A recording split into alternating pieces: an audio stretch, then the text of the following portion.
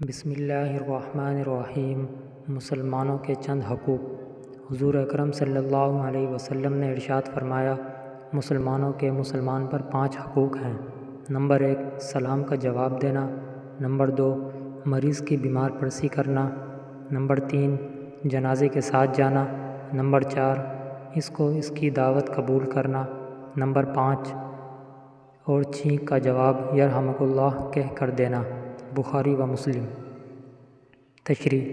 یہ حدیث مسلمانوں کے باہمی حقوق کے بارے میں بالکل واضح ہے، البتہ مذکور حقوق میں چند باتوں کی طرف توجہ ضروری ہے۔ نمبر 1، سلام کا جواب دینے میں بعض جگہ رسمی طور پر ہاتھ ملاتے ہیں یا دعائیں دیتے ہیں، مگر وعلیکم السلام کا لفظ نہیں کہتے، حالانکہ یہ ضروری ہے۔ سلام کا جواب دینا واجب ہے۔ جیتے رہو، لمبی عمر پاؤ کہنے سے یہ واجب ادا نہیں ہوتا۔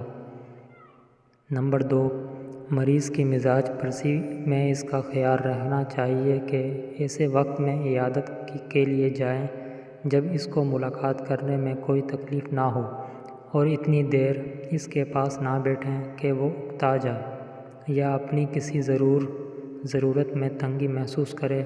مثلاً بعض اوقات کوئی ذمہ دار مریض پر اس طرح مسلط ہو جاتا ہے کہ اگر وہ سونا چاہے تو سو نہیں سکتا، یا خاموش رہنا چاہتا ہے تو لحاظ کی وجہ سے نہیں رہ سکتا۔ نمبر 3، جنازے کے ساتھ جانے میں بھی اس کا خیال رہے کہ کوئی کام خلاف سنت نہ ہو۔ آج کل جنازے میں بہت سی چیزیں اپنی طرف سے بڑھا لی گئی ہیں، ان میں سے بچنے اور کسی مناسب موقع پر دوسروں کو بھی ان رسومات و بدعات سے منع کریں۔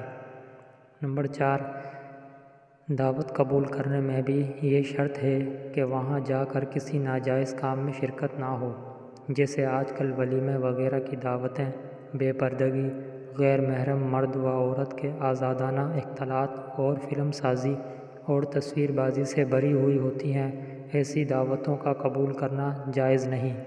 نمبر 5، چھینکنے والا جب الحمدللہ کہے تو اس وقت اس کو یہ کہہ کر دعا دینی چاہیے، یرحمک اللہ، اللہ تم پر رحمت کرے۔ البتہ کچھ لوگ دین یا دنیاوی کاموں میں مشغول ہیں تو وہاں چھینکنے والے کے لیے بہتر ہے کہ وہ الحمدللہ زیر لب کہے، تاکہ سننے والوں پر یہ دعائیہ کلمات لازم نہ ہوں۔